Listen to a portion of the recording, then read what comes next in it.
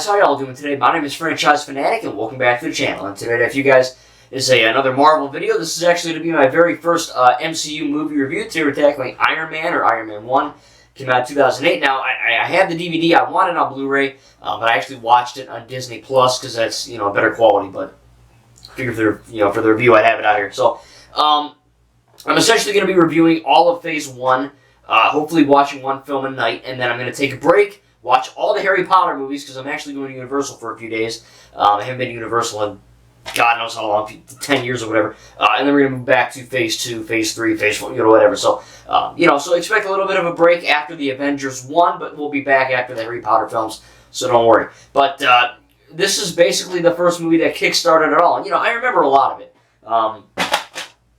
That didn't go. For the most part, I remember, all of it for, to an extent, right? I remember the action scenes and all that, but, upon rewatching it, this film really, it kickstarted the MCU, which, look, they didn't even freaking know there was going to be an MCU, They had that after credit scene of Nick Fury and all that, but they really didn't have too much of an idea of what they were basing this on, It's just, okay, we're making Iron Man 1, because remember, 2008, Punisher Warzone came out, same year, but that's not in the MCU, so, they kind of didn't really know what they were making when they were making it, and thankfully it really freaking was good, and, look, it's not my favorite MCU film, but it was a very good movie to kickstart all of this on. Tony Stark is a great character. He kind of learns a bit of a lesson.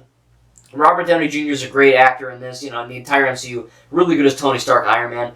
All the acting's pretty good for the most part. When you really look at the step-by-step of everything in it, acting's good. CGI for 2008 looks pretty freaking real. It looks pretty good. There's one or two shots where Ironmonger is kind of, looking at him, and Iron Man kind of turns around. You can tell it's a green screen.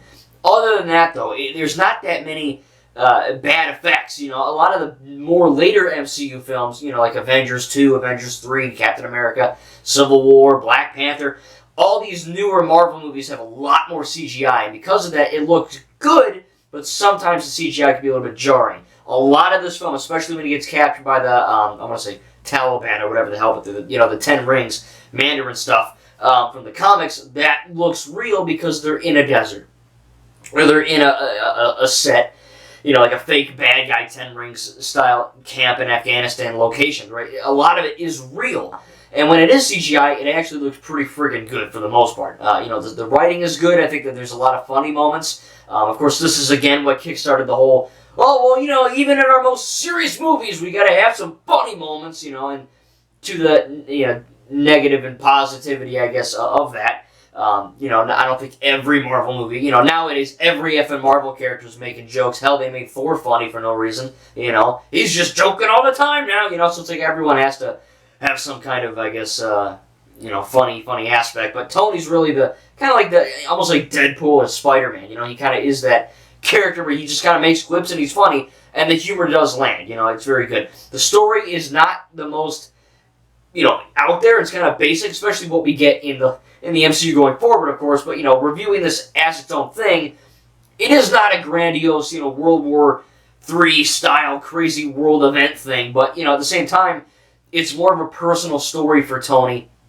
and how he learns that his weapons company is kind of effed up in a lot of ways. Then, of course, he fights Ironmonger, so in essence, he's kind of fighting an older version of himself, Obadiah Stane is basically what Tony Stark was, and now he really wants to get past that life. And it's really cool that they did that.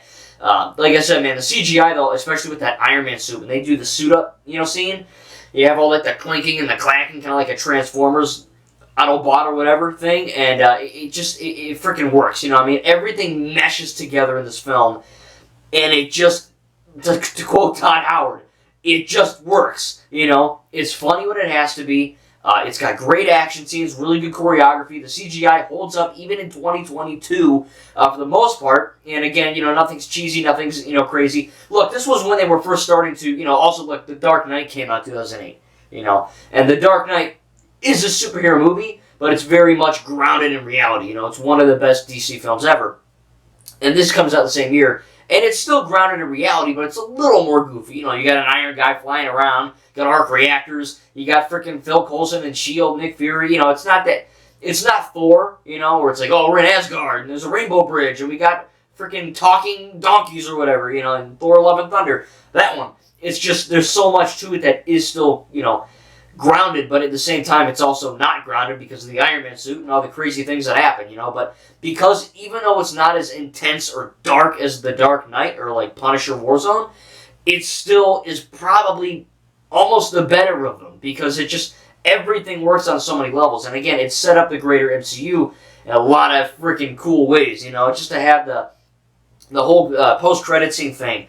Having Pepper Potts and Tony Stark kind of get along, you know, having Phil Coulson there, Nick Fury, you know, of course, you know, Terrence Howard, I think, not Terrence Stamp, I think it's Terrence Howard, you know, Colonel Rhodey. Of course, this is his only appearance in the MCU because budget, and apparently he wasn't getting paid enough as Robert was, so he said, F this, I'm gone, and then we got the other guy, Don Cheadle, which I think is better because we've seen him in a lot, but I think Terrence was pretty freaking good in this movie, you know. I think if, you know, they smartened up and just paid him the same freaking fee as their main star, you know, whatever they have to do, pay him more, I think he would have been a good, you know, James Rhodes, but we'll never know. But I did enjoy it. You know, I mean, the action scenes are great. It holds up. A lot of nostalgia.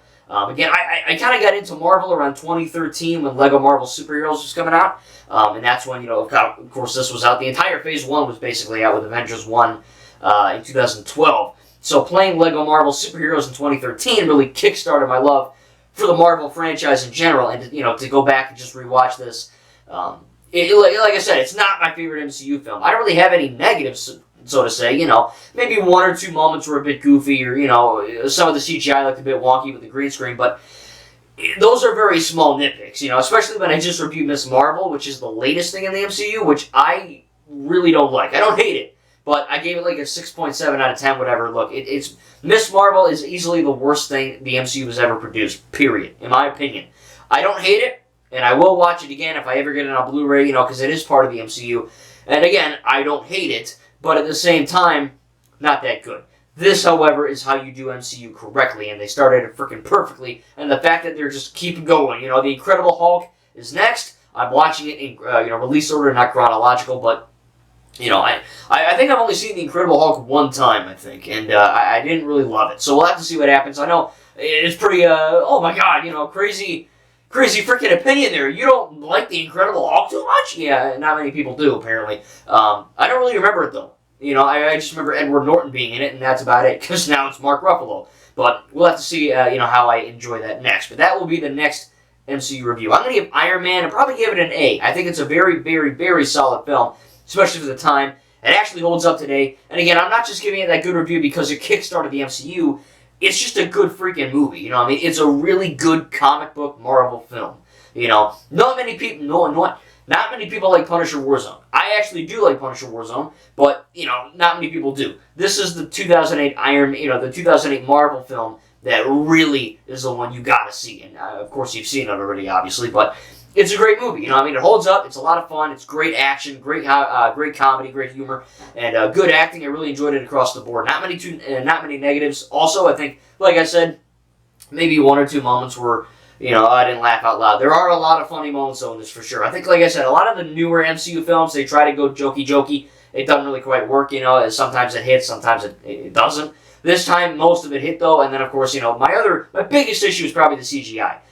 It's not bad. And like I said, it does hold up in 2022. But at the same time, you know, there's one or two shots where you're like, ugh, you know what I mean? It's not a little rough. But again, you know, when you have a giant effing Ironmonger dude and Tony Stark, you know, what are you going to do? Anyway, I enjoyed it for the most part. I'm going to give Iron Man 1 an A. Cannot wait to revisit a lot more of the MCU. Again, I plan on watching the entire MCU, all the movies, all the shows, What If, all of it. And it's going to take a while because, again, like I said, I got to watch Harry Potter. For Universal, I got a bunch of stuff, but I am going to eventually get through it. So make sure if you, you know, want to see more of this MCU-style review, make sure to leave a like. Really do appreciate it. And, of course, subscribe if you're new for a lot more awesome stuff. Thank you, guys, and we'll see you in the next video.